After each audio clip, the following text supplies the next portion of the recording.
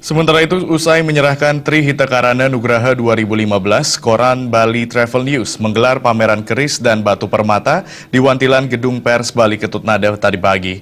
Pameran yang diikuti kolektor dari beberapa kota besar ini akan berlangsung selama 3 hari hingga Jumat 3 April 2015 mendatang.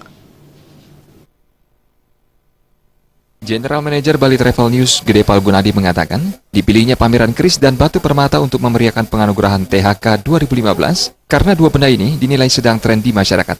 Menggandeng paguyuban keris dan permata, serta kolektor dari beberapa kota besar di Indonesia, diharapkan pameran yang digelar 3 hari ini mampu memberi ruang kepada pencinta keris dan batu permata, serta masyarakat untuk semakin mencintai berbagai batu permata Nusantara, serta keris sebagai salah satu warisan Indonesia yang diakui UNESCO, dan kini mulai digemari masyarakat mancanegara.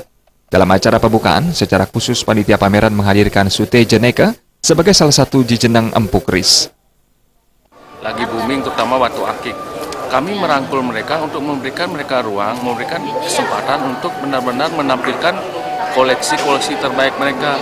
Ini dari Jogja, dari Blitar, Malang, Surabaya, dan Madura. Di samping tuan rumah Bali sendiri. Kami mengumpulkan mereka, merangkul mereka untuk berpameran di sini sehingga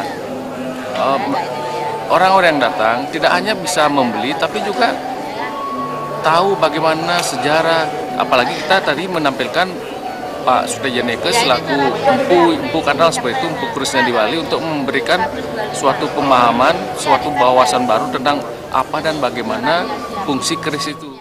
Hari pertama atau pada pembukaan pameran, beberapa undangan yang menghadiri Trihita Karana Nugraha 2015 melakukan transaksi permata dan keris hingga jutaan rupiah. Khusus untuk jenis batu permata jenis akik, tidak sedikit pedagang dan kolektor membawa batu utuh, sehingga para calon pembeli diyakinkan bahwa batu yang dijual asli dan bukan batu permata masakan atau sintetis. Suteja dan Setiawan